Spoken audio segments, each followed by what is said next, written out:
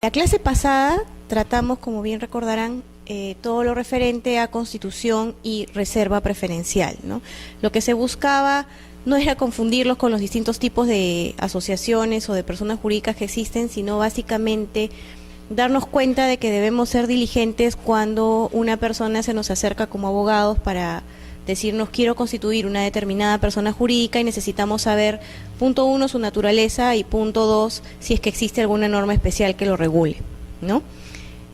También vimos de que era importante reservar primero el nombre, con eso también evitamos incurrir en gastos notariales principalmente o elaboración de actas, escrituras públicas, etcétera, ¿no? Y la importancia también de tener un estatuto bien redactado porque es lo que finalmente nos va a permitir regular la vida posterior de la persona jurídica. Lo que vamos a tratar ahora es lo referente a la elección de consejo directivo y a su vez a la asamblea de reconocimiento de consejos directivos y también de otro tipo de actos. Bien, lo que tienen en sus manos es un modelo así a muy grandes rasgos de lo que es el estatuto, en este caso de una asociación. ¿Por qué les doy esto? Lo primero que tenemos que tener en cuenta antes de proceder a revisar lo que es la elección de un consejo o, como vamos a ver posteriormente, el reconocimiento, son los aspectos generales que están aquí. ¿Qué nos va a interesar en primer lugar? Su estatuto.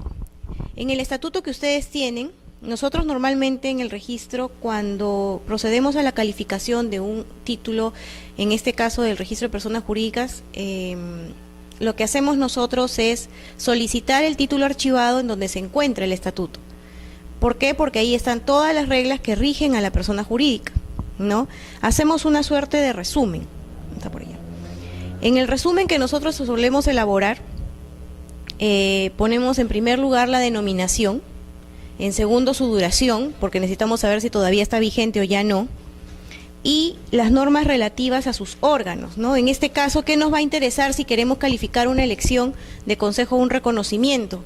Ver cómo se convoca la Asamblea General en la que se va a elegir al consejo, la que se va a elegir o la que se va a proceder al reconocimiento de un consejo.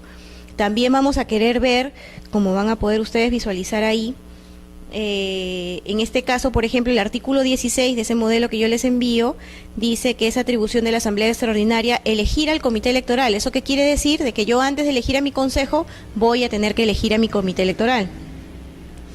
También acá, el artículo 14 establece que las asambleas van a ser convocadas por el presidente, salvo cuando sea convocatoria a elecciones, en donde es convocada por el consejo directivo. Esa es una regla que ha puesto este estatuto en especial, no es que sea así, ¿no? Pero ese tipo de cosas son las que tenemos que tener en cuenta al momento de elaborar las actas. ¿Por qué?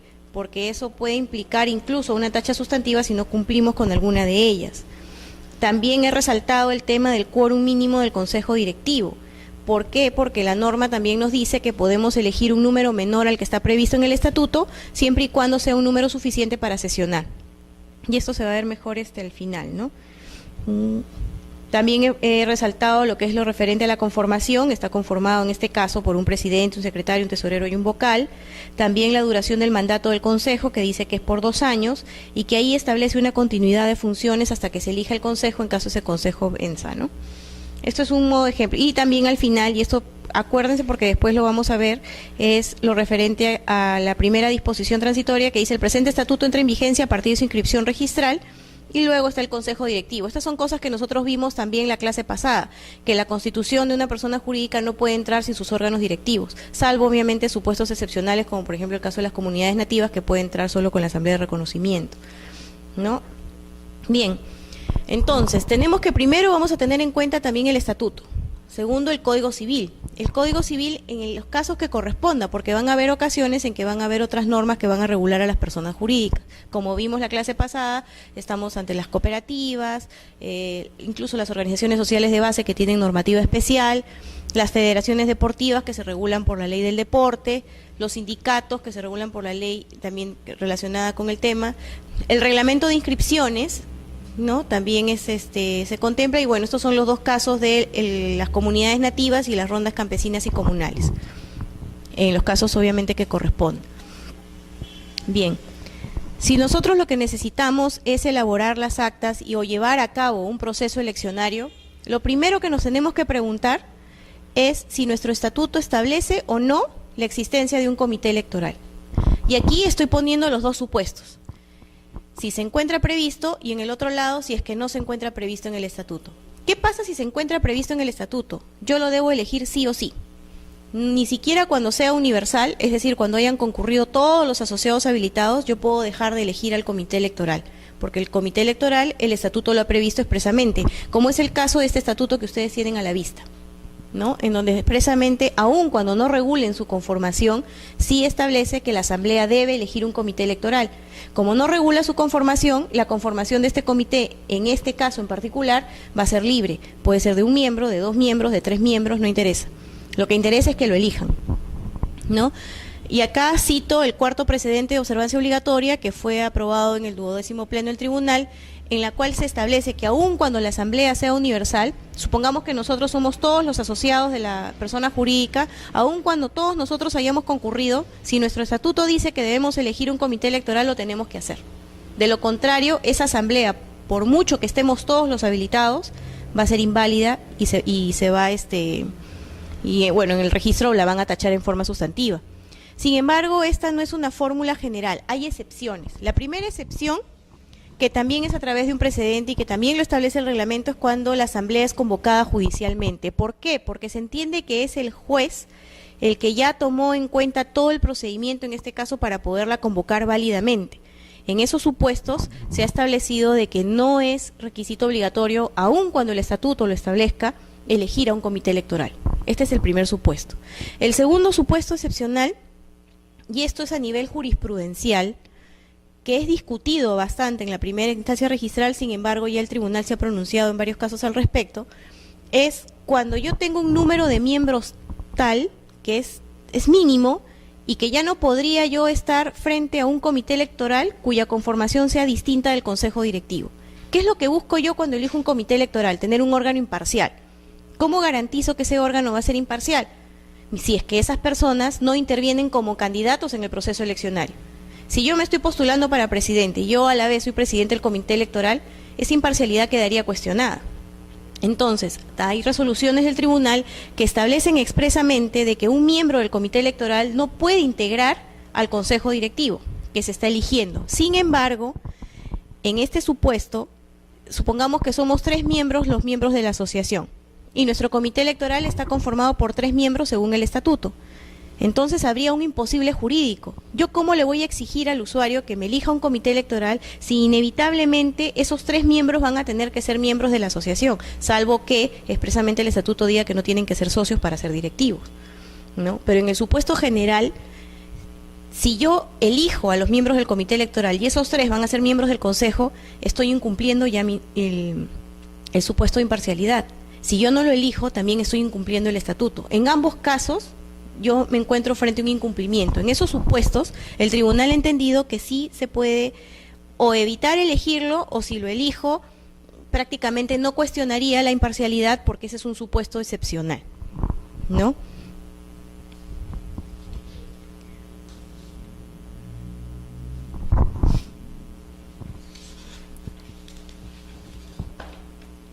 Otro tema a tener en cuenta cuando el estatuto cuando el comité electoral está previsto en forma obligatoria en el estatuto es la suscripción del acta. En esos supuestos, conforme al artículo 13 del reglamento de inscripciones, necesariamente los miembros del comité electoral van a tener que suscribir el acta. Y no solo suscribirla, sino que estar plenamente identificados. Nosotros debemos tener plena certeza de que ellos han intervenido en el proceso eleccionario. Entonces tenemos que consignar los nombres de estas personas y a su vez ellas también deben formar parte de los suscribientes del acta.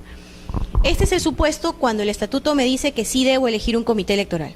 ¿Qué pasa si el estatuto no me dice nada, ni lo menciona, simplemente regula la elección del consejo sin una intervención? ¿La asamblea lo puede elegir? Sí, sí lo puede elegir, porque necesita de repente para ella un órgano imparcial, pero si no quiere no lo hace. Y si lo hace, no va a ser materia de calificación en el ámbito registral. Yo no puedo calificar algo que no está previsto en el estatuto porque no tengo normas, no tengo reglas, no tengo pautas. Entonces, al final, si ellos eligen un comité electoral cuando no está previsto en el estatuto y ese comité, por ejemplo, uno de sus miembros también integró el consejo directivo, yo no podría observar eso. Eso ya fue un tema interno, que así lo quiso establecer la Asamblea y que no es oponible ante los demás porque no está previsto en el estatuto inscrito. La atribución de convocatoria.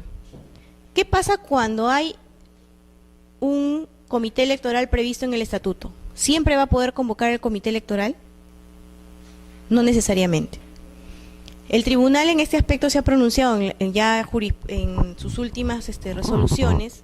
Bueno, en realidad acá ya hace unos 3 años más o menos atrás, se ha pronunciado en el sentido de que si es que hay un órgano o cargo al que expresamente el estatuto le ha dado la atribución de convocatoria, es ese órgano o cargo el que deberá convocar.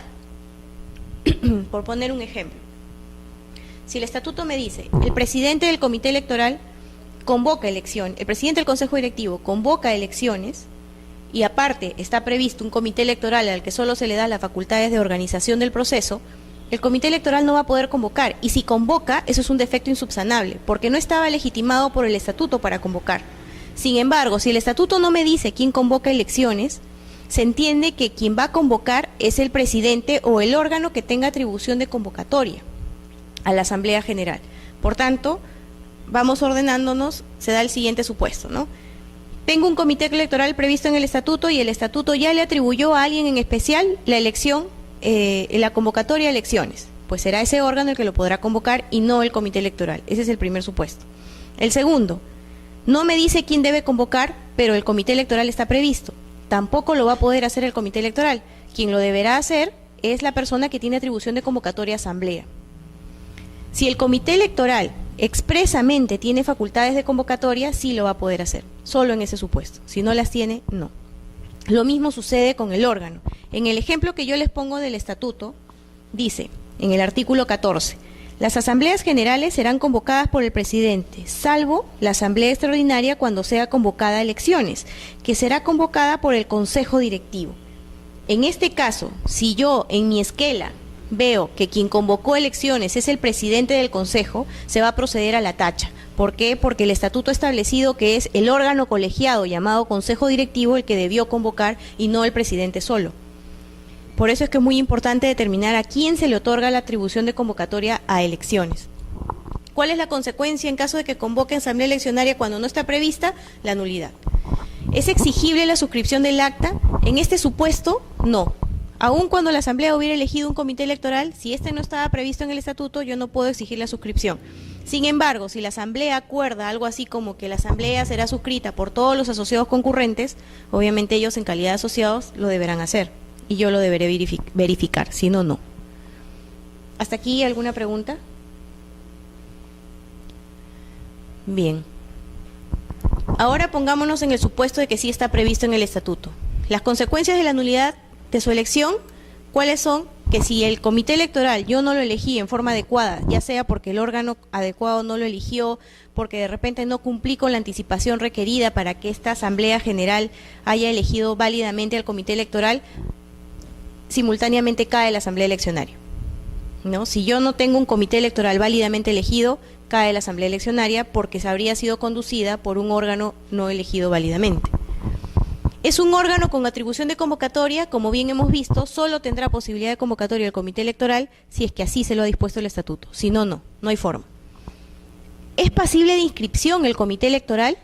No, y esto es por un precedente de observancia obligatoria, en donde ha establecido de que el comité electoral no es inscribible, eso también está establecido en el reglamento de inscripciones, sin embargo, es un acto susceptible de calificación registral. Por tanto, yo tengo que calificar la validez de esta elección del comité electoral para determinar a su vez la validez de su conducción en el proceso eleccionario. Si está mal, cae la otra. ¿Puede elegirse en cualquier caso en forma conjunta y previa con el consejo directivo u órgano equivalente? No necesariamente. Aquí jurisprudencialmente se ha establecido lo siguiente. Si yo estoy fuera del mandato, ya mi mandato venció, la última directiva inscrita venció, y mi estatuto me establece de que yo debo elegir a un comité electoral 30 días antes de las elecciones del consejo directivo. En el supuesto de que ya haya cefalía, es decir, que ya no estamos con una directiva vigente, en ese supuesto estableció el tribunal que es posible elegir en una sola asamblea al comité electoral y a la asamblea y al consejo directivo. ¿Cuándo no vamos a poder hacer esto? cuando sea el comité electoral el que tenga atribución de convocatoria. Si es el comité electoral el que está llamado por el estatuto a convocar y me dice que el comité electoral debe ser elegido 60 días antes de las elecciones, pues debo respetar esos plazos y debo hacerlo en asambleas separadas. ¿Cuándo no va a haber ningún problema? Si es que es una asamblea universal, porque no necesito acreditar convocatoria alguna, ¿no? ¿Tiene que estar previsto expresamente como tema de agenda? No. En el caso del comité electoral, el reglamento nos dice en el artículo 44 de que cuando yo convoco a elecciones, se entiende que se está subsumida la elección del comité electoral. Ahí no habría problema, no necesito ponerlo expresamente. Sin embargo, en otros supuestos, si yo no pongo expresamente un tema de agenda, obviamente si yo adopto un acuerdo que no estuvo previsto en la agenda, ahí sí es un defecto insubsanable. En este caso, si yo convoco a elecciones del Consejo Directivo y no estoy en los supuestos que he explicado con anterioridad, es decir, que el Comité Electoral tenga atribución de convocatoria, válidamente yo voy a poder elegir al Comité Electoral en la misma asamblea en que voy a acordar la elección del Consejo Directivo. Si no, no. Este supuesto que estoy poniendo acá, supuesto en que el Comité Electoral debe ser elegido por el Consejo y este ya no se encuentra en funciones. ¿Quién lo elige? Aquí esto sí es materia de discusión. Por un lado, se estuvo asumiendo de que si ya el Consejo Directivo no estaba en funciones, válidamente lo podía hacer la Asamblea General en aplicación del 86 del Código Civil. Sin embargo, hubo un caso relacionado, si mal no recuerdo, con el Colegio de Contadores, en el cual el tribunal se pronunció distinto. El tribunal dijo: el Consejo Directivo es el que elige al Comité Electoral. Por tanto, aun cuando no estaba en funciones, era el llamado a elegir al Comité Electoral, a tal punto que el Consejo Directivo se entiende con atribución de convocatoria y únicamente con atribución de convocatoria o su presidente en caso de acefalía. Por tanto, el Consejo Directivo debió elegir al Comité Electoral y confirmó la tacha sustantiva de ese título. A raíz de ese caso, hubieron muchos cuestionamientos en primera instancia porque no era el criterio que se había venido asumiendo, y esto sí es materia de discusión en primera instancia registral. Ese es un pronunciamiento del año pasado. Bien, ya hemos determinado cuándo debemos elegir al comité electoral, cuándo no, cuáles son los problemas que se suscitan si es que lo elegimos bien o no. ¿Cuál es el otro tema importante que debemos tener en cuenta al momento de nosotros llevar a cabo todos los preparativos para nuestra asamblea eleccionaria? La convocatoria. ¿Cuál es el objeto de la convocatoria? El objeto de la convocatoria es que todos los miembros de la persona jurídica tomen debido conocimiento de los puntos que se van a tratar, de tal manera de que puedan deliberar respecto, uno, a si asisten o no, porque de repente no les interesa el tema y no van, y otro, de que ellos también puedan ejercer su derecho como socios para también emitir su derecho de voto. ¿Quién está legitimado a convocar elecciones? ¿No? Como lo hemos visto antes, podría ser que el estatuto le haya otorgado al comité electoral, o como en nuestro ejemplo del estatuto, que se le ha atribuido al consejo directivo la convocatoria de elecciones, ¿no? Hay que tener en cuenta si la legitimidad ha sido otorgada a un órgano o un integrante del consejo directivo. ¿Por qué? Porque si, como en el caso, le han otorgado al consejo directivo, el presidente no puede convocar elecciones. Eso sería tacha. Y esto sí ya hay bastante pronunciamiento reiterado del tribunal en ese sentido. Una cosa es otorgarle la atribución de convocatoria al presidente, y otra muy distinta es que el estatuto se le haya otorgado al órgano. Si es el órgano, en la esquela, cuando yo la reproduzco en la constancia convocatoria, que luego vamos a ver, tiene que decir que es el consejo directivo o la junta directiva o el órgano como se llame, el que está convocando esa asamblea, independientemente que quien otorgue la constancia sea el presidente. Pero debe fluir del texto de la quela que quien lo está haciendo es el órgano directivo, que en este caso es el consejo. No sucede lo mismo a la inversa. ¿Por qué? Porque si el estatuto le estableció al presidente convocar elecciones y quien lo convoca es el consejo, en el consejo, ¿quién lo integra? También lo está integrando el presidente. Entonces, en ese sentido, no ha habido mayor observación. Al revés, sí, porque el presidente por sí solos no podría él mandarse a convocar si es que el estatuto ha establecido que tiene que ser el órgano colegiado quien exprese esa voluntad, ¿no? Otro punto que debemos tener en cuenta es que el estatuto puede atribuirle a otra persona, distinta al presidente, el convocar elecciones o el convocar a una asamblea general. En principio, la regla general es la del 85 del Código Civil. La asamblea general es convocada por el presidente del Consejo Directivo. Sin embargo, el estatuto podría establecer que no sea el presidente, que sea el secretario, que sea un gerente, etcétera, que sea el consejo. Puede establecerle a otra persona la atribución de convocatoria, pero eso tiene que estar claro en el estatuto. Yo no lo puedo asumir.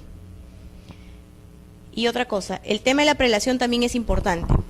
En el caso del estatuto que yo les estoy poniendo como ejemplo, aquí no hay un vicepresidente. Hay un presidente, hay un secretario, hay un tesorero, etcétera, ¿no? Sin embargo, dentro de las atribuciones del secretario, artículo 27, dice, reemplaza al presidente en caso de ausencia. ¿Eso qué quiere decir? Que si mi presidente no quiere convocar, si no lo logro encontrar, si ya se fue, o cualquier motivo o razón por la cual no pueda convocar, válidamente el secretario lo va a poder hacer porque en este caso el estatuto así lo ha permitido. Sin embargo, si es que estamos frente a una ausencia definitiva, que del acta fluya de que quien está convocando, en este caso es el secretario, porque el presidente ha renunciado, entonces yo primero tengo que cumplir con inscribir esa renuncia. Tengo que primero inscribir la vacancia. ¿Cuándo no lo voy a hacer? Cuando ya esté fuera de mandato. Si el mandato del Consejo Directivo era hasta hoy y mañana se está elaborando la convocatoria, ya no tengo que acreditar ninguna renuncia, salvo que haya sido durante la vigencia del mandato. ¿Ok? Por eso es que es importante el tema de la ausencia definitiva o ausencia temporal, porque el tribunal ha dicho, en el caso que se pronunció el tribunal, fue en el caso del vicepresidente. El vicepresidente tiene atribución de convocatoria, uno, por la misma naturaleza del cargo de vicepresidente, y dos, porque así estaba definido en ese estatuto en específico. Sin embargo, en el caso en particular, no estaba frente a una ausencia, no, en ese caso sí estaban frente a una ausencia temporal y no definitiva, y estableció que si hubiera sido una ausencia definitiva, ahí sí hubieran tenido que acreditar necesariamente esa ausencia definitiva, esa vacancia, que cómo podría ser por su renuncia, porque una asamblea anterior lo removió, porque de repente falleció, ¿no? Entonces, y el fallecimiento con el certificado de función respectivo, etcétera, ¿no? ¿Qué otros requisitos debe tener la convocatoria? Los requisitos de la convocatoria los vamos a encontrar en el artículo 51 del Estatuto, del Reglamento de Inscripciones. Hay que tener en cuenta que nosotros para acreditar la convocatoria solo se puede hacer en mérito de constancia, salvo que sea una publicación en diario en el que el actual reglamento establece que se puede adjuntar el original o la certificación correspondiente de la publicación. Esto no sucedía con el reglamento anterior del año 2009. Durante la vigencia del reglamento del año 2009, la única forma de acreditar convocatoria era constancia. Ahora hay una excepción. Cuando es publicación en diario, yo puedo adjuntar el original de esa publicación en diario o la certificación notarial de esa publicación. Después, en todos los casos, es con constancia. Sin embargo, en ambos supuestos, sea publicación en diario o con constancia, yo debo desprender todos estos elementos de la transcripción de la convocatoria. En primer lugar, el nombre de la persona jurídica. Si bien recuerdan, cuando comencé a ver el estatuto, les dije que una de las cosas importantes que tomábamos en cuenta era la denominación. ¿Qué pasa si la denominación no está en la transcripción de la esquela? Se procede a la tacha. Porque esa esquela yo no tengo certeza que efectivamente los asociados hayan tomado conocimiento de que estaban siendo convocados para la asamblea de esa persona jurídica en particular. Si la denominación es otra o varía los términos, no hay certeza. Por eso es que es importante que el nombre de la persona jurídica sea tal cual está en el estatuto. Otra cosa que necesita estar en la constancia o en la esquela que yo emita, o según cual sea el medio que se emplee según el estatuto, es la sesión del órgano que está convocando. ¿Estoy convocando una asamblea general o estoy convocando un consejo directivo? ¿A qué estoy convocando? Tercer punto importante, la fecha y hora de celebración de la sesión, y sea primera o segunda convocatoria respectivamente. ¿Qué pasa si yo me equivoco, sea en la fecha o sea en la hora? Eso también es causal de tacha sustantiva. Si yo puse que iba a celebrar mi asamblea el día 26 de septiembre del 2013 a las 10 de la mañana, pero el acta que estoy presentando dice el 26 de septiembre del 2013 a las 4 de la tarde, se entiende que esta asamblea está siendo llevada a cabo sin convocatoria y se procede a la tacha sustantiva. Por eso es que hay que tener mucho cuidado con cotejar cuáles son las horas que se están estableciendo en uno y otro caso. Lo mismo sucede con el tema del lugar de celebración de la sesión. La dirección tiene que ser precisa y debe estar detallada, salvo que no haya forma de identificarla, pero sí hay que dar una descripción tal que nos permita determinar de que los asociados han podido tener conocimiento valedero de la misma. Si yo me olvidé de poner el lugar, o si yo solo puse en el local de la asociación, o en nuestro club de siempre, o algo así, también se va a proceder a la tacha, porque no hubo una dirección precisa. ¿Por qué he puesto aquí, entre comillas, ámbito territorial del domicilio de la persona jurídica? Esto es así porque en principio, según el reglamento, ha establecido de que la convocatoria debe llevarse a cabo en el lugar del ámbito territorial del domicilio de la persona jurídica, ¿no? Esto se ve en el artículo 52. ¿Eso qué quiere decir? De que si mi domicilio es Lima y no estoy frente a una asamblea universal en la que han concurrido todos, yo no puedo sesionar en Cajamarca. El único supuesto en que yo puedo sesionar en cualquier otro lado distinto es si la asamblea es universal, es decir, si fueron todos, si no, no. ¿Qué otra cosa debo consignar? La agenda. Esto sí es básico. Es importantísimo consignar la agenda, porque esta es la forma en que los asociados van a saber, bueno, si me interesa ir, no me interesa ir. Porque una cosa es que yo ponga de repente como tema de agenda evaluación del informe elaborado por el presidente, aprobación del balance general, y de repente pongo otros. Y en esos otros yo acordé elegir un consejo directivo. Yo no tuve cómo saber, yo asociado, de que iban a elegir un consejo. Y de repente si hubieran puesto elección de consejo, sí me hubiera interesado ir. Porque obviamente es distinto. De repente el balance y lo otro no me interesaba mucho. Por eso es que es importante que se consigne el tema de agenda. Si yo no consigno el tema de agenda, eso también es causal de tacha sustantiva, requisito de invalidez, ¿no? ¿A qué me refiero con temas derivados? Se ha establecido de que la agenda es precisa, pero también puede adoptarse acuerdos respecto de temas derivados de ella. Un ejemplo, vamos a aprobar o vamos a tratar el tema de la compraventa de un bien inmueble. La compraventa de un bien inmueble, ya, la aprobamos, pero no basta con que la aprobemos. Alguien va a tener que firmar esa escritura, alguien va a tener que firmar la minuta, alguien va a tener que ir a comparecer a uno u otro lado, a la notaría, a la municipalidad, etcétera. En esos casos se entiende como agenda derivada el otorgamiento de poderes para la formalización de la compraventa que se está aprobando. Eso es un ejemplo de agenda derivada. Órgano o integrante que efectúa la convocatoria también. O pongo consejo directivo, o pongo presidente, y si quiero pongo el nombre del presidente, no estoy obligado. Pero sí interesa que yo ponga el órgano, si es que el estatuto así me lo estableció, como es el caso del estatuto que estoy poniendo de ejemplo, o si de repente hubieran dicho el presidente convoca asamblea, que yo ponga el presidente. No necesito identificarlo. ¿Dónde se va a identificar? Al momento que otorga la constancia. ¿Por qué? Porque la persona legitimada para otorgar la constancia va a ser el que convocó a la asamblea correspondiente.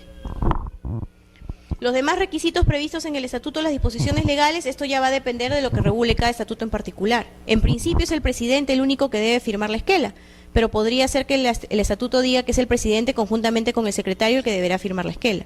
Entonces esos requisitos también deberán fluir de la transcripción que yo haga de mi convocatoria en la constancia respectiva. ¿Cómo acredito esta convocatoria? Como se los estaba diciendo, a través de una constancia de convocatoria, salvo que haya publicación en diario en que la puedo hacer con el original o con la certificación correspondiente, ¿no? ¿Cuáles son los requisitos de la constancia? En primer lugar, la constancia la tiene que otorgar el que convocó. En segundo lugar, debo hacer la transcripción de la convocatoria, tal cual fue efectuada. Y a su vez debo dejar constancia de que todos los asociados tomaron conocimiento de la convocatoria y de que ésta ha sido realizada con el estatuto. ¿Esto qué está supliendo? Lo que antes se pedía era precisame cuál es el medio, precisame la anticipación, ¿no? Y medio y anticipación, o si es que no era con cargo de recepción, dime que todos los asociados han tomado conocimiento. Así era antes, ahora no. Ahora lo único que necesito yo es transcribir la esquela de convocatoria tal cual la cursé, y a su vez el declarante asume la responsabilidad al decir de que todos tomaron conocimiento y que ésta se realizó conforme al estatuto, punto. Ya no tengo que decir cuáles fueron los medios, si hubo no anticipación. Si yo digo que ha sido conforme al estatuto, entonces quien asume la responsabilidad es el presidente o la persona que está otorgando la constancia, ¿no? Que puede ser el presidente o la persona que lo puede reemplazar. Por ejemplo, yo, presidente, convoqué a la asamblea, pero luego me fui de viaje. Ahora, ¿quién otorga la constancia? Lo podrá hacer el vicepresidente. O como en el caso que estamos poniendo, lo podrá hacer el secretario. Pero obviamente al transcribir la convocatoria iba a salir que fue el presidente quien la convocó. Bueno, y esto es lo que se dijo hace un momento, ¿no? Cuando es publicación en diario, el original o la reproducción certificada notarialmente. Aquí, inicialmente se intentó interpretar de que solo era esta forma, que si era publicación en diario no podía ser con constancia. Ahora ya no, ese criterio se superó. Aún la publicación en diario se podrá hacer en original o copia certificada o con la constancia convocatoria. ¿Por qué sale esto? Con el reglamento anterior, ¿Cuál era el problema que había en el registro? Que nos llegaban muchas publicaciones que eran falsas, de determinados diarios que no tenían archivos en el Archivo de la Nación y que no había forma de hacer un cotejo. Y cuando uno llamaba a estos diarios, el diario te decía, yo no guardo un respaldo de lo que yo publiqué en esa fecha. Entonces, podíamos darnos con el caso que teníamos aquí una publicación en donde me decía una determinada agenda y otra publicación del mismo día, la misma foja, con algo diferente. Y ambas a veces eran válidas, habían sido emitidas. Eran irregularidades que se veían a veces en el registro. A raíz de eso es que sale la constancia. Primero fue con la 331, luego lo recogió el reglamento del 2009 y ahora, bueno, lo continúa recogiendo este nuevo reglamento. Sin embargo, ¿cuál fue el problema con la publicación en diario? Que a veces nos adjuntaban la constancia de convocatoria, la publicación, y luego a través de una constancia aclaratoria querían aclarar lo que nosotros ya estábamos viendo. O sea, yo ya estaba viendo que la convocatoria se había efectuado de una forma y luego a través de constancia me querían decir de que no, que había sido de otra. Entonces, por eso es que se dio esto, ahora. El original, obviamente, si tengo el original, no me la van a poder, cualquier error no me lo van a poder subsanar con una constancia, tendrían que volver a convocar, ¿no? ¿Cuándo no voy a necesitar convocatoria? Cuando sea una asamblea universal. ¿Qué es una asamblea universal? Cuando están reunidos todos los miembros habilitados. No es todos los miembros que están en el padrón, todos los miembros habilitados. Yo puedo tener mi padrón de socios con 100 socios y no necesariamente los 100 van a estar habilitados para concurrir a mi asamblea. Puede ser que solo sean 60. Y es con esos 60 con lo que yo voy a computar el quórum. Una cosa es habilitados y otra cosa es todos los miembros de la asociación, ¿no? ¿Hasta aquí alguna pregunta? ¿No? Bien. Ya hemos visto el tema del comité electoral, ya hemos visto lo referente a la convocatoria, y ahora otro punto importante en una asamblea eleccionaria es el quórum. ¿Qué es el quórum? El número mínimo de miembros que yo requiero que asistan para yo poder declarar válidamente instalada una asamblea, ¿no? ¿En qué momento se computa? En principio debe computarse al inicio de la asamblea, ¿no? Yo cito primera convocatoria 10 a.m., segunda convocatoria 11 a.m. En principio el estatuto nos puede establecer lo referente al artículo 87 del Código Civil, más de la mitad de los asociados. Si son más de la mitad de los asociados y en primera convocatoria solo asistimos 3 de 40, tengo que esperar mi segunda citación. Y ya en la segunda citación, salvo que el estatuto disponga algo contrario, podrá ser con los presentes, salvo obviamente que sea una modificación estatutaria en que necesito por lo menos la 10ª parte, ¿no? Entonces, ese es el supuesto general, lo computo al inicio. Sin embargo, hay un supuesto de asamblea, como se llama ahí, asamblea con asistencia no simultánea de miembros, en donde mi convocatoria no me dice primera convocatoria 10 a.m., segunda 11, sino que me dice la asamblea se llevará a cabo de 10 a 4 de la tarde. Si solo me acreditan en el registro ese tipo de convocatoria, yo voy a asumir que esa es primera, y por tanto el cómputo del quórum va a ser hasta el final. Entre las 10 y las 4 de la tarde las personas podrán ir a votar, y será a las 4 de la tarde en que yo determinaré si es que efectivamente hubo quórum o no para que esta asamblea se lleve a cabo. Si no hubo quórum, tendré que convocar a una segunda convocatoria para que se vuelva a llevar a cabo de esa misma manera. Ese es el supuesto de asamblea con asistencia no simultánea. ¿Cómo acredito el quórum? Al igual que la convocatoria, la acredito con una constancia. Es el único medio para acreditar la constancia. Ya no se pide padrón, ya no se pide listado de asistencia. ¿Y esto por qué fue? Porque habían ocasiones en que nos llegaban padrones en determinadas personas jurídicas en donde habían 4.000 o 5.000 y teníamos que cotejar cerca de 2.500 o 3.000 personas y no necesariamente estaban ordenadas. En el registro se encuentran archivos que son de 3, 4, 6 tomos. Eso se evita con la constancia de quórum. ¿Cuáles son sus requisitos? En principio, ¿quién la debe otorgar? A diferencia de la constancia de convocatoria, quien la puede otorgar es tanto el que convocó como el que presidió la asamblea. Cualquiera de los dos. El supuesto de asamblea judicial, y que también se ve en el tema de la convocatoria judicial, el reglamento de inscripciones ha regulado quién es el legitimado a hacerlo. Esto está regulado en el artículo 61 del reglamento de inscripción. ¿Qué nos dice el artículo 61? Perdón, es el 57. Lo que nos dice es lo siguiente: cuando se trata de una convocatoria judicial, La debo acreditar con la presentación de los instrumentos siguientes: copia certificada del auxiliar jurisdiccional respectivo de la sentencia consentida o ejecutoriada.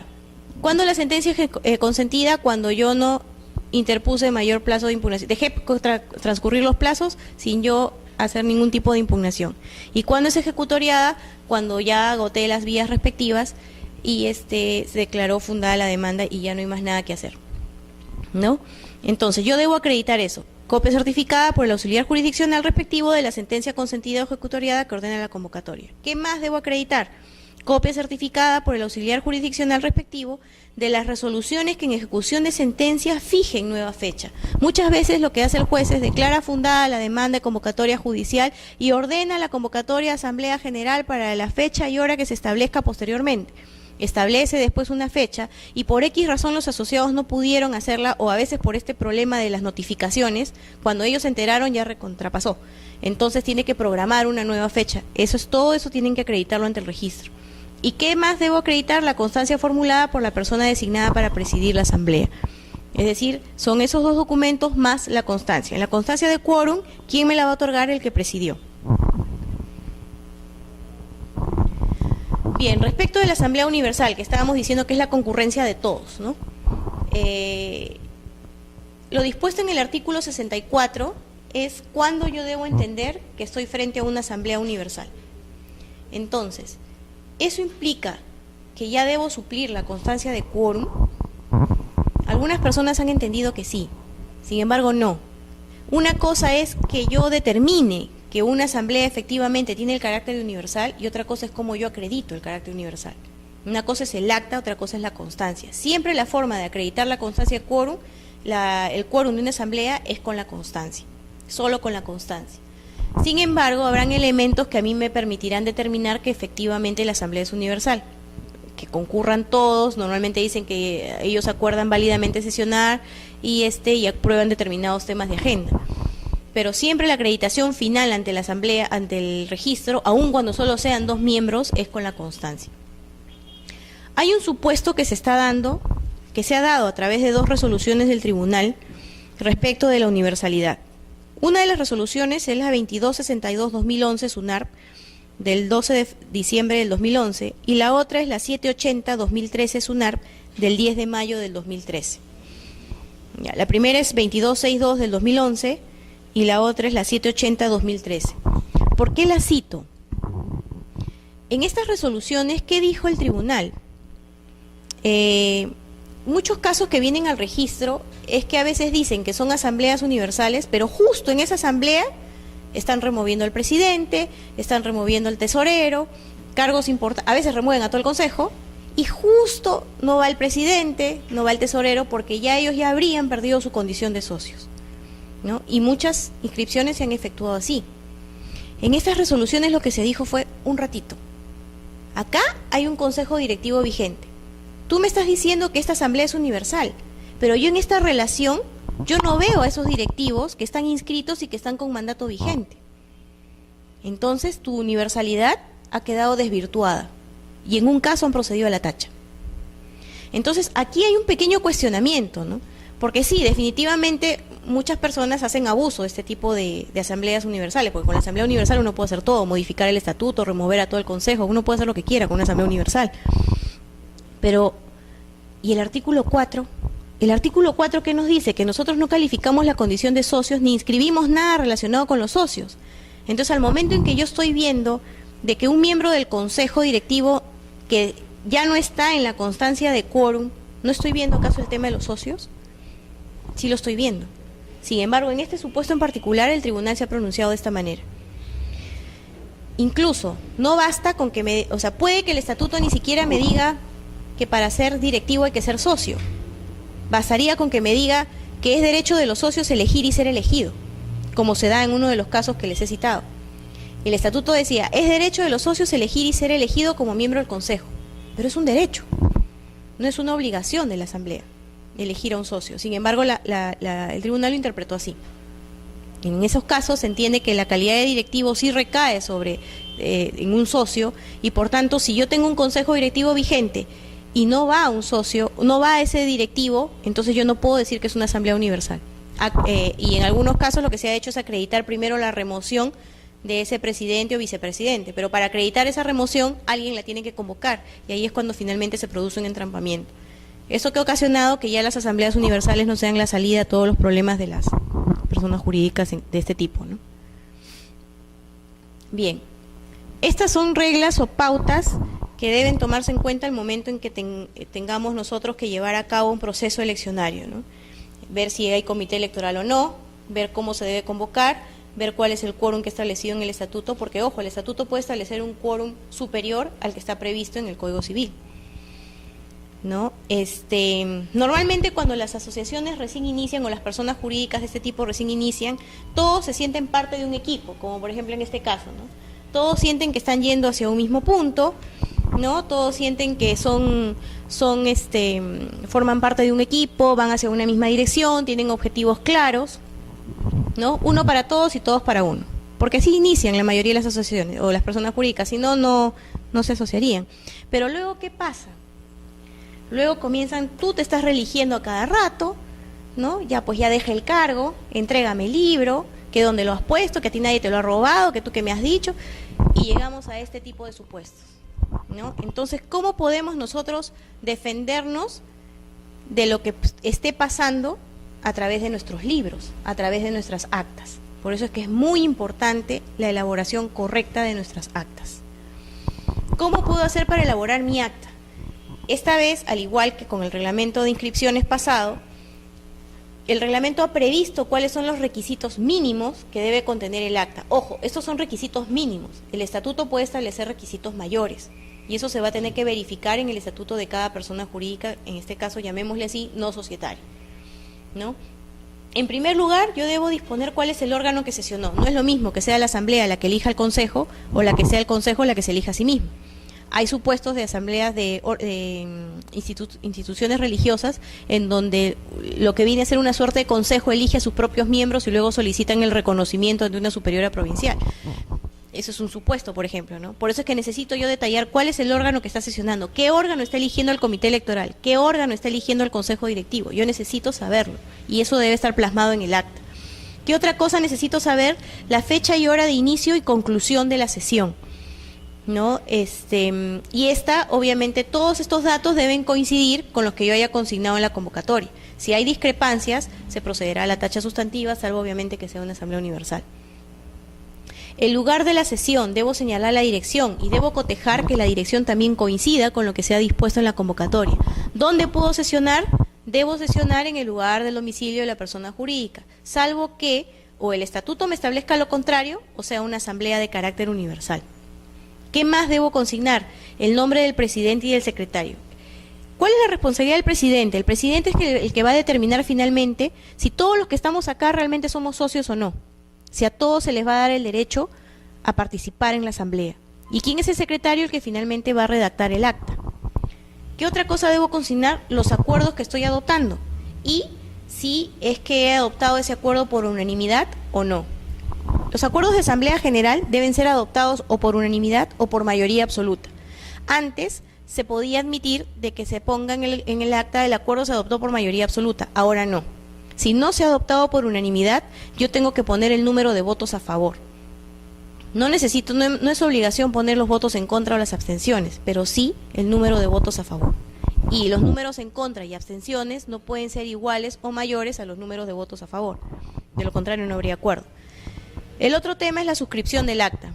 En principio, si el estatuto no me dice nada, es el presidente y el secretario.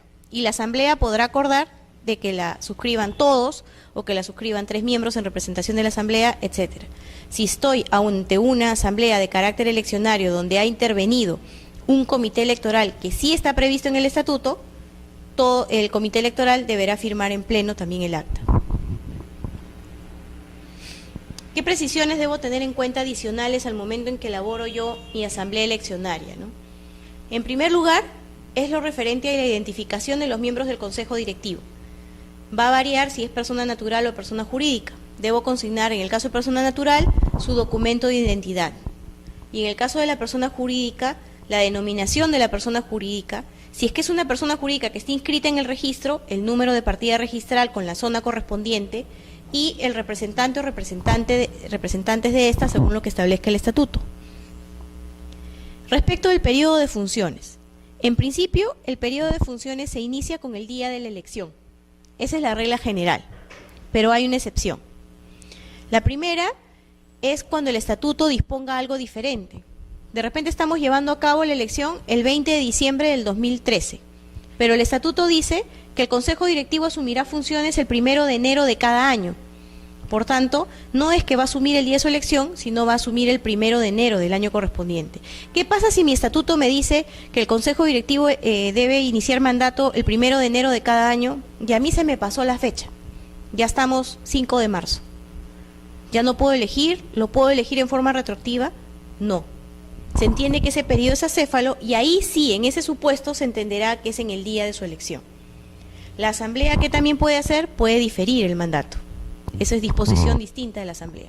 Hoy nosotros sesionamos para elegir a nuestro Consejo Directivo, pero acordamos que nuestro Consejo inicie sus funciones el 1 de octubre de este año, ¿no? Y como se le dijo en su momento, no caben elecciones retroactivas. Esto está prohibido no solo por el Código Civil, sino también por el Reglamento de Inscripciones, ahora ya en forma expresa. ¿Eso qué quiere decir? Que durante el lapso entre que venció el mandato del último Consejo y el nuevo, la asociación efectivamente estuvo en estado de acefalía. Y en esos supuestos, el presidente o el órgano legitimado según el estatuto solo se encontrará, solo podrá convocar elecciones, no para adoptar otro tipo de acuerdos. La designación de cargos al interior del órgano elegido. Esto se puede dar de dos maneras. Una, que lo haga la misma asamblea, y la otra es que sea con el acta del órgano elegido. Acá también hay una posición dividida en primera instancia, ¿no? ¿Por qué? Porque algunos consideran de que si el Consejo Directivo, según el estatuto, es el que debe sesionar para elegir a sus cargos, la Asamblea no podría hacerlo. Porque según el 86, la Asamblea hace todo lo que no sea competencia de los otros órganos. Sin embargo, hay otra corriente que dicen no, o sea, la Asamblea válidamente puede elegir los cargos porque el reglamento lo dice, ¿no? Con el acta de Asamblea Eleccionaria. Algunos estos lo han entendido como que es un momento en que el Consejo sesiona ahí dentro y acuerda la designación de sus cargos. Yo no comparto ese criterio, ¿no? De mi punto de vista, válidamente la Asamblea lo puede elegir o ellos pueden presentar el órgano en una sesión correspondiente. Sin embargo, sea uno u otro caso, el Consejo Directivo no va a entrar si es que por lo menos no se ha elegido al órgano con atribución de convocatoria. O sea, si yo elijo a mis miembros, son 5 miembros, yo elijo a los 5, pero a ninguno le doy el cargo de presidente, entonces ese consejo no se va a poder inscribir hasta que no se haya efectuado la designación. Si la designación es posterior a la fecha del asiento de presentación, se procederá a la tacha, porque todo tiene que ser de fecha anterior al asiento de presentación. Los números de miembros del Consejo Directivo, el reglamento establece que es el número suficiente de integrantes que me permita sesionar. En el estatuto que yo les he puesto de ejemplo, ahí dice que el número mínimo de miembros es de 3. ¿No? El número mínimo que se requiere para que hagan quórum es de 3, el artículo 25. Y en el artículo 22, ellos son 4 miembros, presidente, secretario, tesorero y vocal. Por tanto, el momento en que yo elija, necesariamente voy a tener que elegir al presidente porque es el que tiene la atribución de convocatoria, pero podré elegir al secretario y al tesorero y obviar al vocal, porque yo solo necesitaba mínimo 3 miembros para que ellos puedan sesionar. Es justo lo que se les decía, ¿no? Entre ese número deberá encontrarse el integrante con atribución de convocatoria. El reglamento anterior decía expresamente el presidente, pero como ya se ha dicho, no necesariamente la atribución de convocatoria recae en el presidente. El estatuto puede establecer que recaiga en otro cargo. El supuesto de reelección. En principio, el reglamento nos habla de la reelección inmediata. O sea, cuando haya una prohibición a la reelección, se entiende que es prohibición a la reelección inmediata. A ver, no sé si podremos aprovechar este pedacito de... Si yo tengo un Consejo Directivo 1, donde aquí estaba A como presidente, B secretario, C tesorero. Consejo Directivo 2, aquí vamos a ponerle 2002, 2004, 2004, 2006... Acá están D, E y F. Y acá hay un Consejo Directivo 3, 2006-2008. donde vuelven a estar A, B y C. ¿Qué nos dice el reglamento? ¿Aquí hay reelección inmediata? No. Ellos sí se han vuelto a reelegir, pero ya hubieron otros miembros aquí. Sin embargo, si estas personas, si acá hubiera habido otra vez A, B y C, A, B y C, aquí sí hay una reelección inmediata. A eso le llama el reglamento reelección inmediata.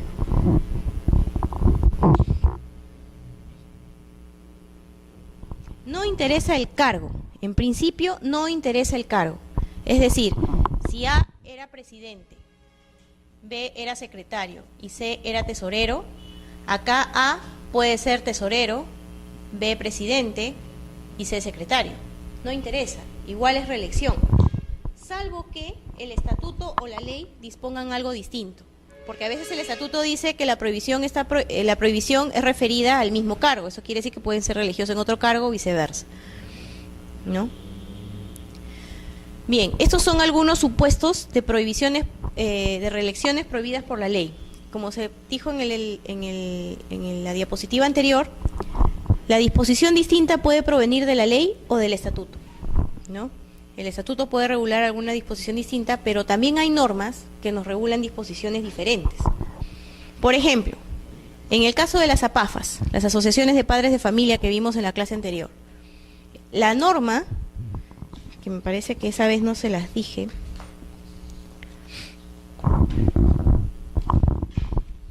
la norma que las regula es la ley 28628 y el decreto supremo 004-2006-educación, ED. En el caso de la ZAPAFA, la norma nos dice que el consejo directivo tiene un mandato de 2 años y que no cabe reelección. Bajo ningún supuesto, no cabe reelección. En el caso de las asociaciones de exalumnos, que es el decreto supremo 019-88-ED, también, ahí nos dice, es 2 años y que la reelección es permitida por un periodo más.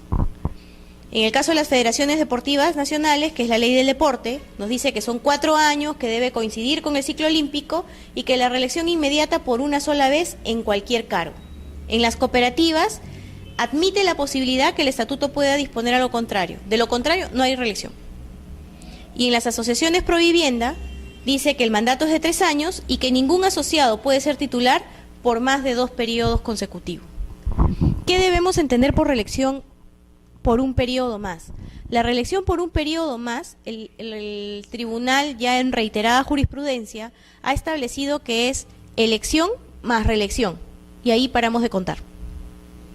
Si lo que hubiera querido el estatuto es que hayan reelecciones indefinidas, hubiera bastado con que diga pudiendo ser reelegidos, o pudiendo ser reelegidos indefinidamente. Sin embargo, cuando dice pudiendo ser reelegidos por un periodo más, pudiendo ser reelegidos por 2 periodos más, ¿no? Ahí está estableciendo una limitación. Y si hay una reelección prohibida, no va a proceder. Y dependerá del número de miembros que hayan sido reelegidos en forma prohibida, si se va a admitir o no se va a admitir la inscripción de ese consejo directivo. Hay supuestos de renovación anual por tercios en determinadas personas jurídicas. Ese es el caso de las cooperativas y ese es el caso de las asociaciones pro vivienda. ¿En qué consiste esta renovación?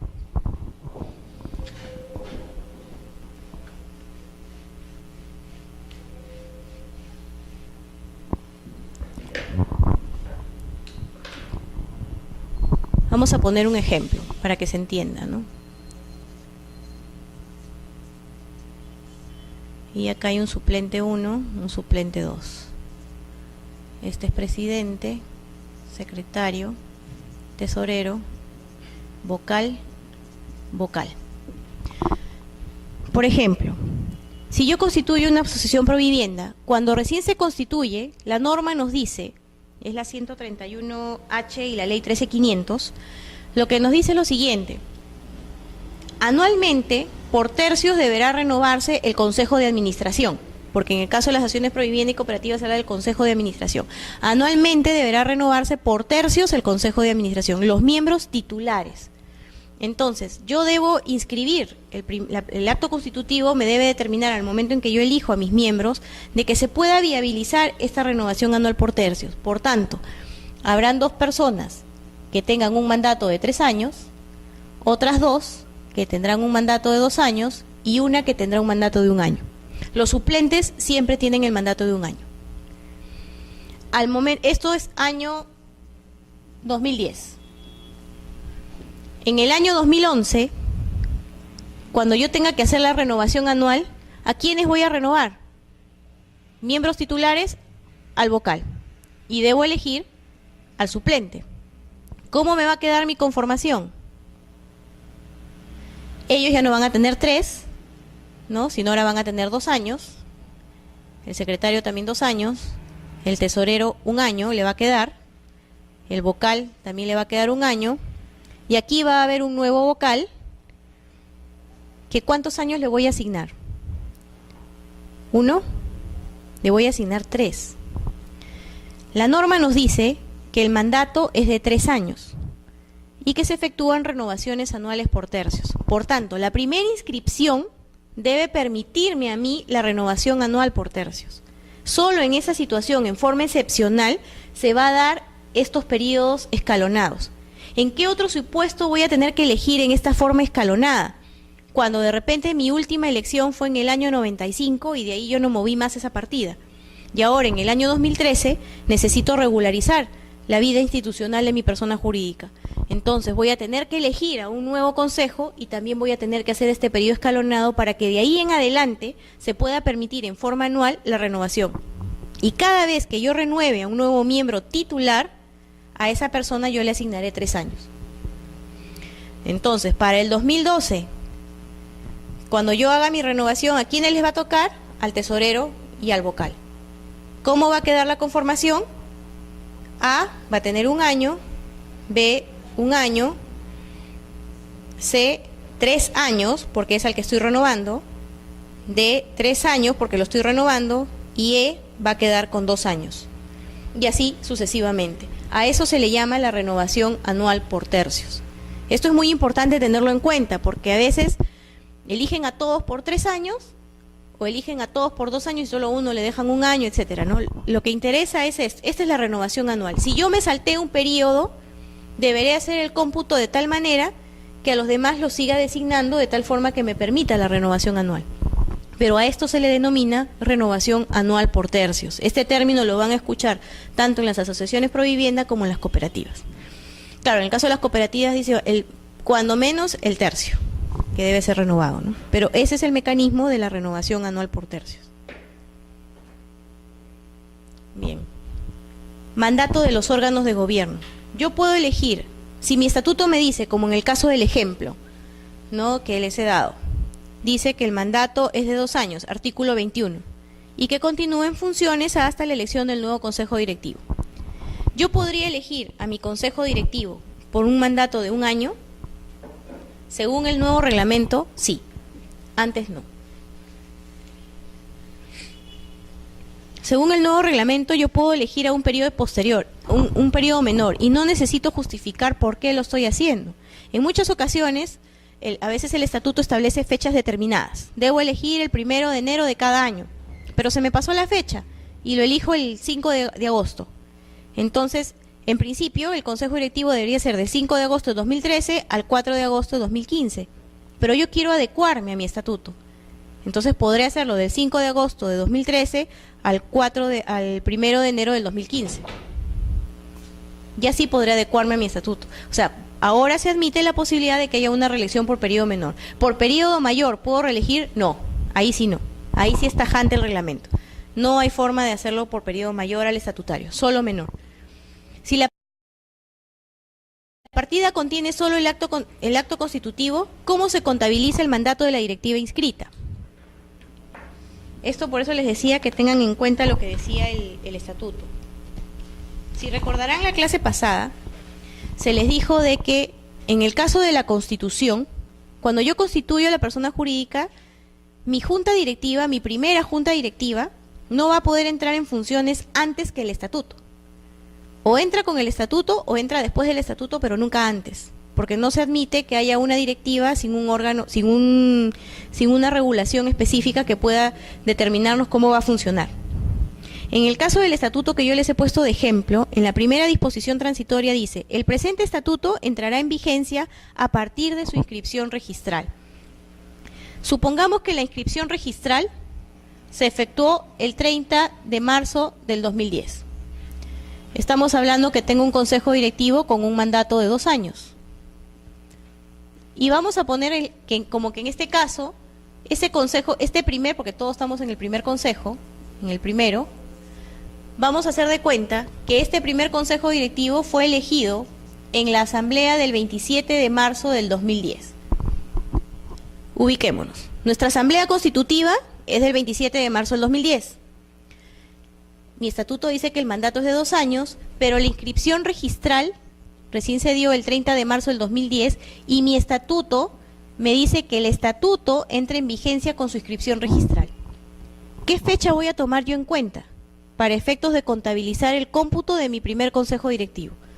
¿La fecha de la asamblea eleccionaria? No. ¿La fecha de la inscripción registral?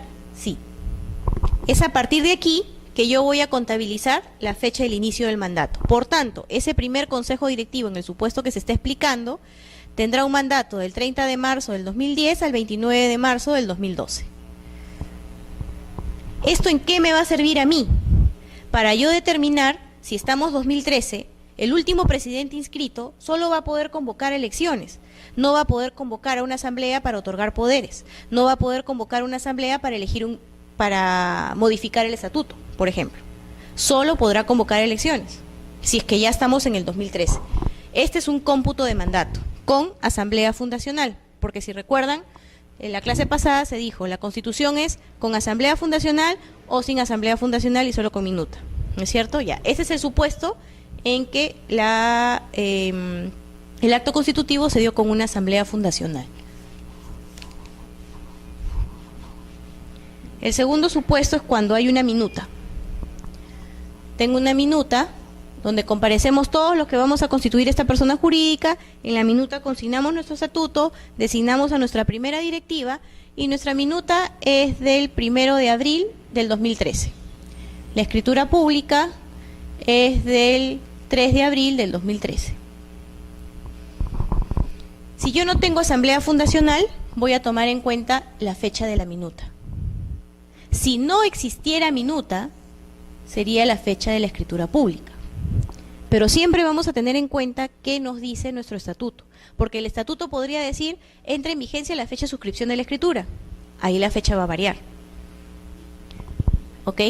Y el otro supuesto es, cuando yo tengo una asamblea fundacional, mi asamblea fundacional, digamos que es del 4 de agosto de este año, esto está en escritura pública del 6 de agosto, y el estatuto no me dice nada. En ese supuesto, sí vamos a tomar en cuenta la fecha de la asamblea fundacional.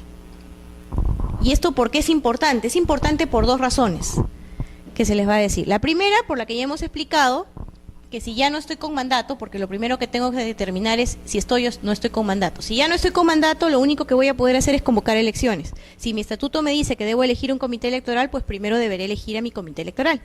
No puedo dejar de incumplir la elección de mi comité aun cuando ya esté fuera del mandato. ¿Para qué otra cosa nos sirve? Para evitar una sobreposición de mandato. Por poner un ejemplo, tengo una asamblea fundacional que es hoy estamos 25 de septiembre, que es del 28 de septiembre del 2011. Esta es mi asamblea fundacional. Y el consejo directivo tiene un mandato de 2 años. ¿Esto qué quiere decir? Si el estatuto no me dice nada, el mandato se inició el 28 de septiembre del 2011 y estará vigente hasta el 27 de septiembre del 2013. Nosotros sesionamos hoy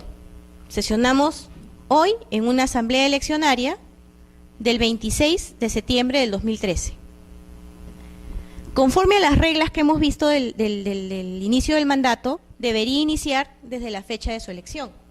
Entonces, ¿qué pasa si mi consejo directivo, el nuevo que estoy eligiendo, iniciara hoy? Este todavía estaba vigente hasta mañana. Entonces, este no podría iniciar hoy. A esto se le llama sobreposición de mandato y se ha establecido de que eso es una incompatibilidad con el antecedente registral.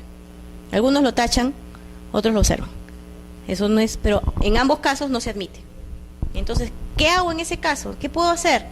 Difiero la fecha. yo estoy eligiendo en la asamblea eleccionaria del 26 de septiembre, pero voy a acordar, al momento en que elijo, de que va a iniciar su mandato a partir del 28. Entonces aquí ya no hay sobreposición de mandato. Este va a cumplir válidamente con su mandato hasta el 27 y este iniciará hasta el 28. ¿Puedo ponerle 30 de septiembre? Puedo ponerle 30 de septiembre. ¿Qué va a implicar? Que van a haber 2 días que va a estar acéfala. Aún cuando ya hayamos elegido dentro del plazo, como yo estoy diciendo que va a entrar a partir del 30, ya está acéfala. ¿Cuándo no va a estar acéfala? Si es que hay continuidad de funciones. Todas esas implicancias tiene el mandato del Consejo Directivo. Por eso es la importancia del periodo de determinar el mandato de la directiva inscrita, que puede ser la del acto constitutivo o puede ser la última que esté en la partida de la persona jurídica correspondiente. ¿Puedo acordar la elección de un consejo directivo y otros actos? No siempre, solo cuando el mandato del consejo directivo inscrito esté vigente y yo convoque dentro de la vigencia de ese mandato. Si como en este caso, el consejo directivo estaba vigente hasta el 27 de septiembre del 2013, yo puedo convocar el 27 de septiembre del 2013 para elegir al consejo directivo, para otorgar poderes y para modificar el estatuto, porque lo estoy haciendo dentro de la vigencia del mandato.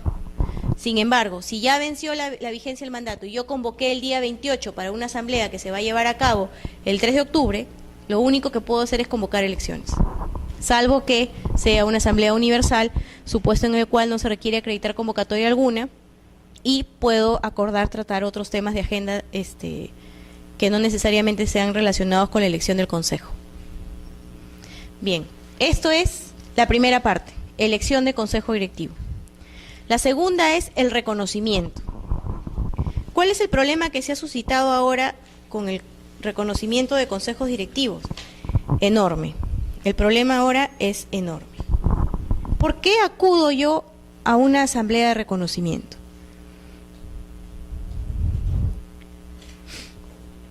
¿Cuándo puedo yo establecer que debo irme a una asamblea de reconocimiento? Hay ocasiones en que nosotros dejamos pasar, como miembros de una persona jurídica, dejamos pasar el tiempo.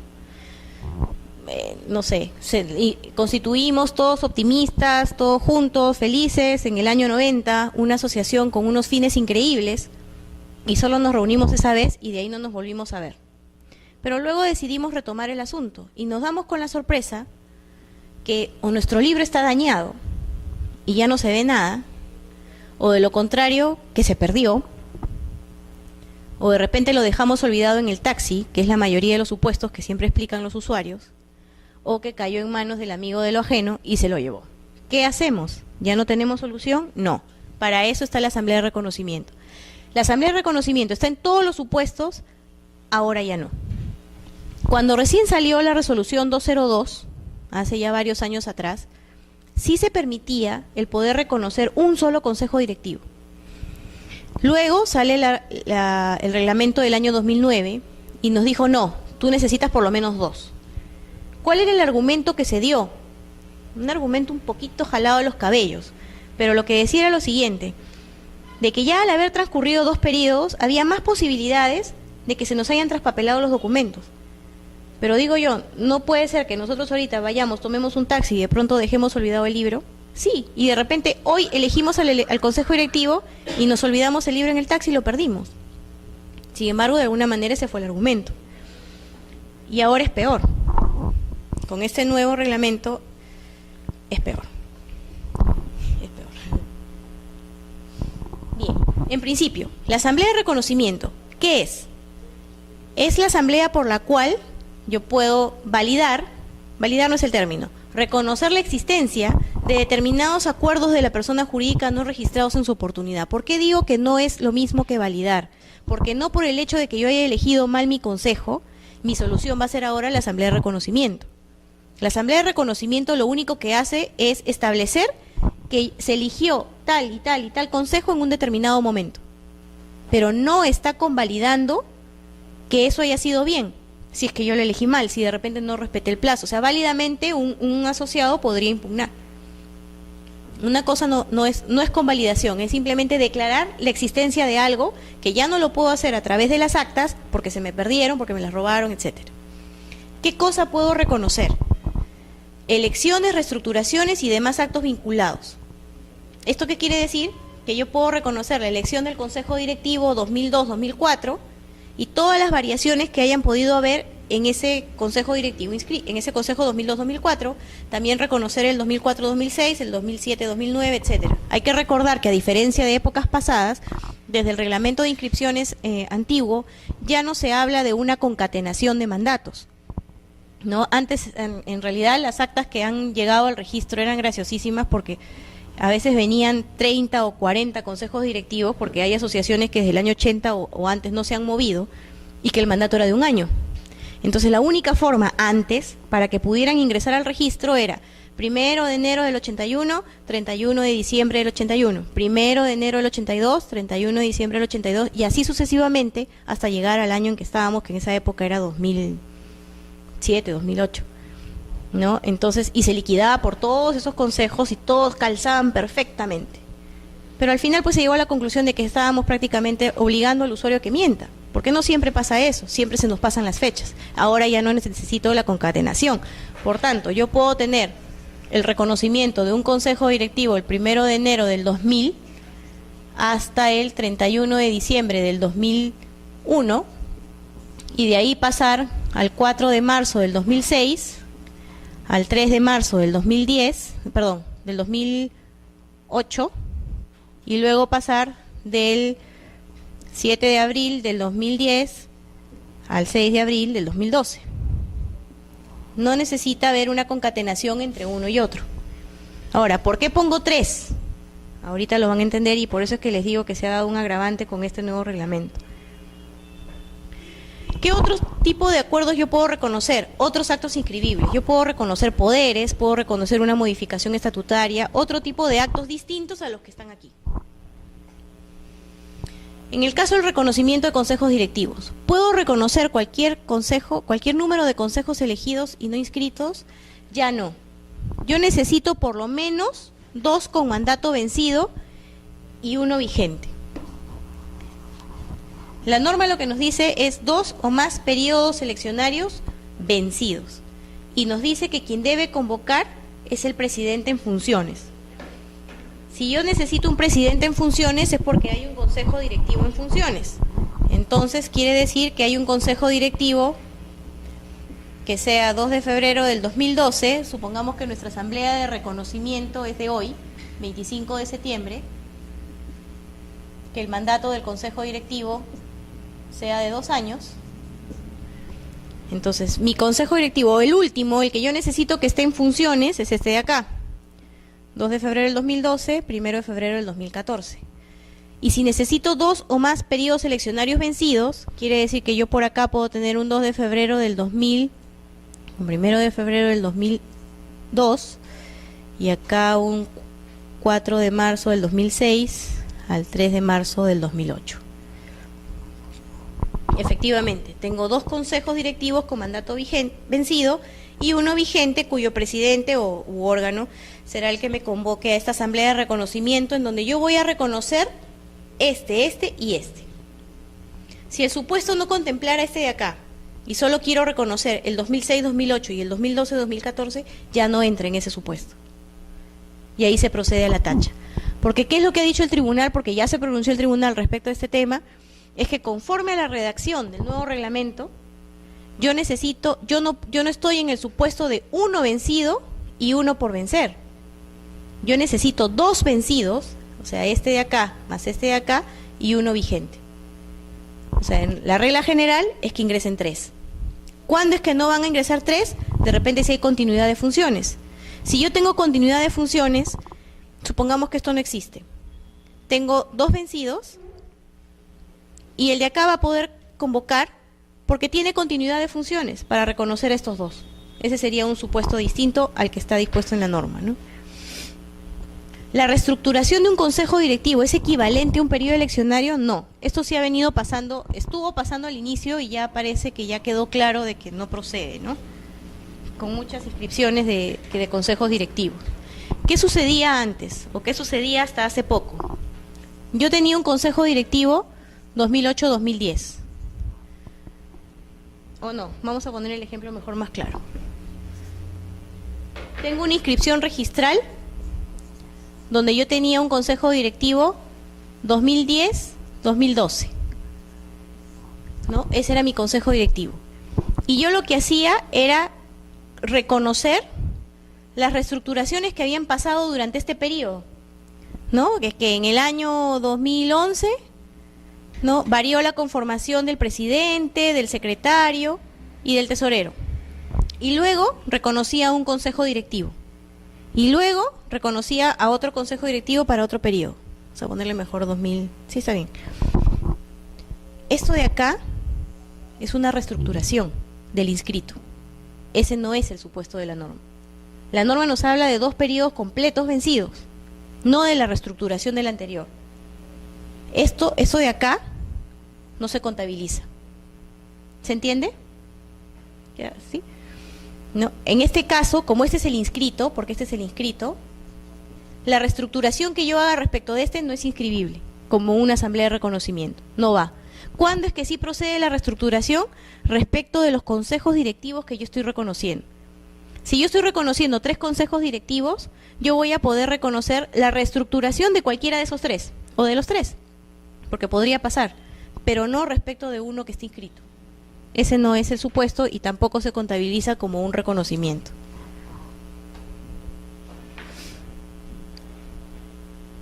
Por eso es que sí se pone, ¿no?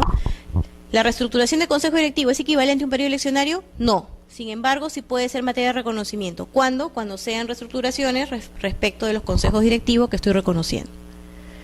¿Quién convoca a la asamblea de reconocimiento? El reglamento nos dice que es el último presidente o integrante elegido no inscrito durante la vigencia de su periodo de funciones. Y el supuesto especial es la continuidad de funciones que ya explicamos. ¿Qué debo precisar en el acta de la asamblea de reconocimiento? En principio son los requisitos del artículo 13, que fue los que vimos hace un rato, ¿no? ¿Quién actuó como presidente? ¿Quién actuó como secretario? ¿Cuál es el órgano que sesiona? ¿Cuál es la dirección? La forma de adopción de los acuerdos. Y adicionalmente, el reconocimiento de las elecciones, reestructuraciones y demás actos relativos a los órganos anteriores no inscritos, inclusive respecto del órgano o integrante que convoca a la asamblea. ¿Esto qué quiere decir? Que mi asamblea de reconocimiento, yo voy a poner, ¿no?, en Lima, ¿no?, siendo el 25 de septiembre de 2013, tengo que poner la dirección, quién actuó como presidente, quién actuó como secretario, y luego procedo a detallar la conformación de cada consejo directivo en materia de reconocimiento. Este es el consejo directivo 1, consejo directivo 2, consejo directivo 3. ¿Basta con eso? No. Nos da un requisito adicional. Los integrantes de los órganos objeto de reconocimiento. Si es persona natural o jurídica, va a funcionar la misma fórmula que vimos para el caso de la elección. Consignar los datos del DNI o de lo contrario el número de partida si es que tiene inscripción registral, y si no cuenta con partida registral, precisar en el acta que no la tiene. El periodo de funciones, precisando la fecha de inicio. Por tanto, no me va a bastar consignar la conformación, sino voy a tener que decir que este consejo fue elegido en Asamblea General del 2 de enero del 2003 y que el periodo fue del 5 de enero del 2003 al 4 de enero del 2005 y así sucesivamente. Todos esos datos deben estar. Si alguno de esos falta, va a ser materia de observación. ¿Tiene que haber secuencia encadenada? Como se ha explicado, no. ¿El periodo va a poder ser mayor al estatutario? No. Con el reglamento anterior sí se estuvo admitiendo jurisprudencialmente de que un consejo pudiera sesionar más allá o pudiera haber existido más allá de su mandato estatutario, porque lo que se buscaba era cotejar la realidad registral con la extrarregistral. Sin embargo, eso implicaba utilizar el mecanismo de la asamblea de reconocimiento para efectuar actos contrarios a lo que estaba estableciendo el estatuto. Por eso es que ahora sí se ha zanjado este tema y expresamente no puede ser mayor al estatutario. ¿Podrá ser igual o menor al estatutario? Sí. Acá, en este tema de la asamblea de reconocimiento, también se habla de la reelección prohibida. Dice, este es un ejemplo, ¿no? Porque si es que hay una reelección prohibida y nosotros la advertimos en la asamblea de reconocimiento, no va a proceder. ¿Pero qué puede pasar? Este es un ejemplo. El artículo 3 del estatuto dice, el consejo es elegido por un periodo de 2 años y puede ser reelegido por un periodo más. Como ya explicamos anteriormente, el tema de reelegido por un periodo más, se entiende elección más reelección y paramos de contar. Entonces, en este caso, nosotros debemos buscar que haya una elección más una reelección. Tenemos un primer consejo directivo donde está Juan Pérez, Francisco Suárez y Roberto Díaz. En un segundo consejo directivo, donde está Teresa, Francisco y Roberto. Acá, ¿quiénes están reeligiendo? Francisco y Roberto. Aquí todavía estamos dentro del supuesto de la norma, porque hay una elección y hay una reelección. Hasta ahí no hay problema. El problema viene aquí. Acá hay otra presidenta, Sofía Franco, hay un secretario, Roberto Díaz, y Rosa Rojas. ¿Quién se está repitiendo? Roberto Díaz. Esta elección no ha sido válida, porque ha contravenido la norma estatutaria que establecía de que la reelección era solo por un periodo más. Y aquí yo tengo otro consejo directivo donde elegí a otras personas distintas. ¿Qué nos dice el reglamento? El reglamento actual lo que nos dice es que el presentante va a poder formular desistimiento de este consejo. O sea, si yo en mi acta de asamblea de reconocimiento puse estos 4 consejos, pero el de aquí está mal, yo voy a poder formular desistimiento del de acá para que se inscriba este y este. Esa es la fórmula que ha establecido el reglamento actual, ¿no? ¿Y por qué en este caso lo estoy poniendo así? Porque debemos siempre tener en cuenta que deben ingresar 3, mínimo 2 con mandato vencido y 1 con mandato vigente. Si este hubiera sido el que está mal, ahí no hubiéramos podido emitir un desistimiento, porque ya no tendríamos el órgano con atribución de convocatoria.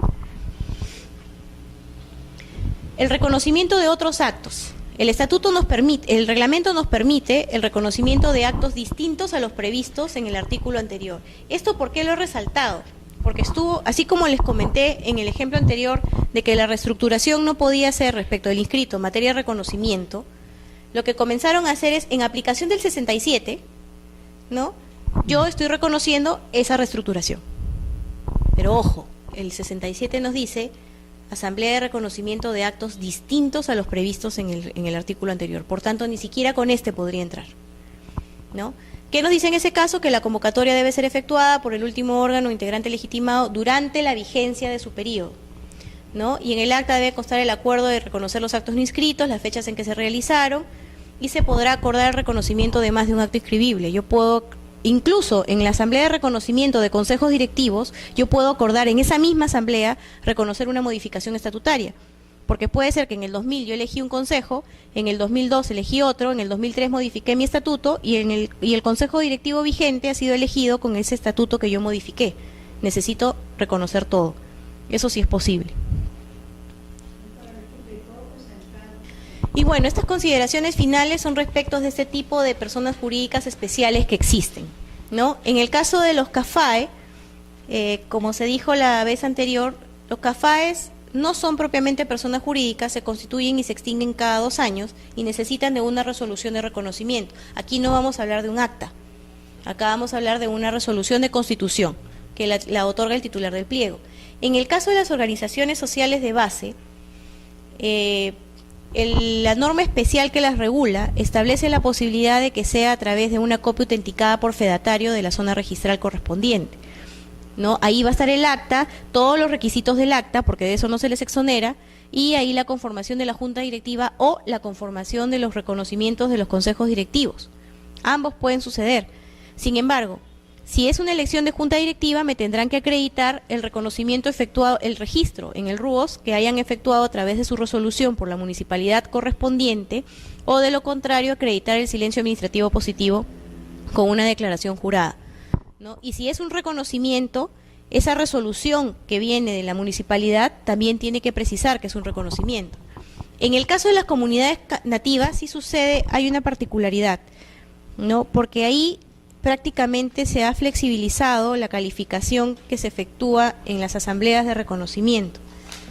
Ahí se ha establecido que no interesa si el periodo fue mayor o menor al estatutario, y que se puede reconocer incluso un consejo directivo. Eso es algo, por ejemplo, que se entiende cuál es la finalidad por la naturaleza de las comunidades nativas. Sin embargo, no entendemos por qué finalmente no se asumió esa posición para el caso de una persona jurídica normal. El reconocimiento de un solo consejo directivo sí debió valer, pero lamentablemente esto que nos ha llevado a que últimamente se están haciendo muchas tachas relacionadas con ese tema. Las rondas campesinas y comunales respecto de la elección de sus consejos también tienen una normatividad especial. Las federaciones deportivas necesitan la resolución del IPD de su reconocimiento para ingresar, de lo contrario no. Y en el caso de los sindicatos, el tribunal ha establecido lo siguiente. En principio, antes se acreditaba la comunicación dirigida a la autoridad de trabajo diciéndole que se ha elegido a una nueva junta directiva y que la nómina era la siguiente. Ese cargo, sea en copia legalizada, ¿no?, o el original, lo adjuntaban al registro y con eso se inscribía la junta directiva, pero procedíamos a calificar todo, convocatoria, quórum, actas, todo. En cambio, ahora, si es que nos adjuntaran la constancia de aprobación automática, que es el resultado finalmente de cuando uno presenta la solicitud ante la autoridad de trabajo, esa constancia de aprobación automática va a hacer que yo ya no pueda entrar a calificar el interior. Yo solo voy a poder calificar que haya una adecuación con el antecedente respecto de los libros, el quórum de repente, pero con respecto del libro padrón y más nada. Esa es la diferencia con el tema de los sindicatos. Sin embargo, sea vía reconocimiento o sea junta directiva, necesariamente tengo que acreditar que esto ya fue comunicado a la autoridad de trabajo y obviamente es mejor que adjunten la constancia de aprobación automática, ¿no? Y bueno, eso es más o menos lo que se les ha querido explicar respecto de las asambleas de reconocimiento y de las elecciones de consejo. No sé si tienen alguna pregunta.